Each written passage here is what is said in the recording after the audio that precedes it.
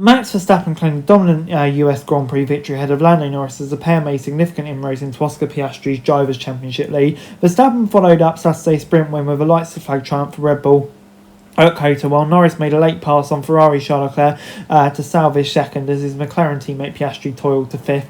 A third win in 4 races for Verstappen brings the Dutchman within 40 points of Piastri with 5 races of the season remaining, while Norris closes to win 14 points. Verstappen, who's chasing a 5th successive title, has in just 4 rounds reduced Piastri's lead from a seemingly unsurmountable 104 with 23 points gained across the Austin weekend after both McLarens were taken out of the sprint after being involved in a multi-car collision. Asked about his championship chances, Verstappen said the chances there, we just need to deliver these weekends until the end. Piastri had appeared on course for a maiden title when the Dutch GP victory at the end of August, which took him 34 points clear of Norris, but the 24-year-old Aussie has found both his nearest challengers at all 4 races, with uncharacteristic errors compounding a drop-off in pace. Lewis Hamilton took 4th to compete and improved display for Ferrari, with Leclerc ending a streak of 5 races without a podium.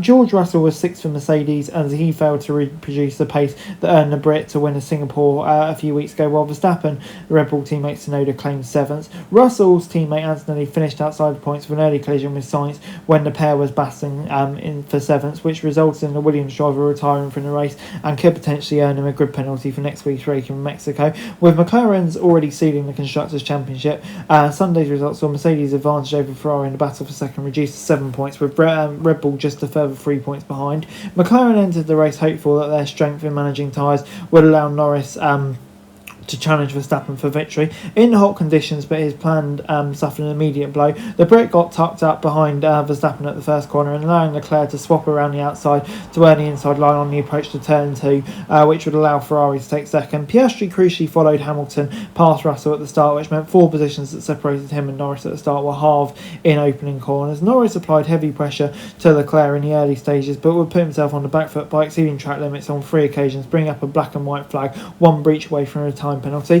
The Brit wasn't deterred and on lap 21 would finally piss Leclerc, but Ferrari immediately pitted him, who'd been the only front runner to start on the softs compared to the more durable mediums. Norris waited another 10 laps to switch from mediums to soft, by which point Leclerc undercut him, meaning the McLaren driver would need to pass him again to reclaim his starting position. The pattern was similar to the first, and Norris cruised up before becoming frustrated and seemingly accepting his hopes were gone, complaining about tyre wear. However, he came on strong in the closing stages and ruthlessly forced his way on the inside at turn 12 with 5 laps to go. It was a good battle with Charles. It was tough. We did everything we could. I thought we'd have it easier, and we got way much longer than expected. I expected a slightly easier second attempt to get through, but it wasn't the case. Charles drove a very good race, good battle, so I had to take something. Not a lot more we could have done to say. Surprisingly, Piastri never looked like threatening Hamilton for 4th until the Ferrari driver suffered what he believed was a slow punch on the final lap and was only just able to hang on to his equal best finish of the season. Piastri said there are things to try to understand from this weekend because quite clearly it just wasn't related to qualifying. And before I go, let me run you through the classification for the race. Max Verstappen with another dominant win, and I genuinely do think he has got a very good chance of winning the Tyson out. A crazy statement to make a few weeks ago. Norris in second, probably the best he could have done with that, so yeah, probably good for him. In third, Leclerc, I think he'll be quite pleased with that. Best he could have done, obviously frustrating not to Lando through, but yeah, good race for both him and Hamilton, maximised Ferrari's result, which is good to see. Piastri in 5th, really disappointing, and he just needs a reset now, I think.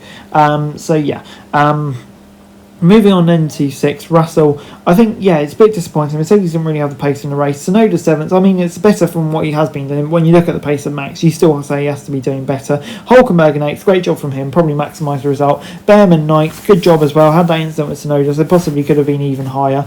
But yeah, compared to Ocon, did great. Alonso, probably the best he could do to pick up a point. Lawson will be frustrated to just miss out. Stroll, a bit better performance. Antonelli was obviously hindered by that incident with Sainz, and you've got to feel sorry for him there because that cost him points. Albon in 14th, really disappointing weekend for Williams, or race for Williams. Obviously the sprint was decent. Ocon, like I said, away off his teammate. Hadjar never really recovered from qualifying, and then Bortoleto down there, didn't really have the pace this weekend.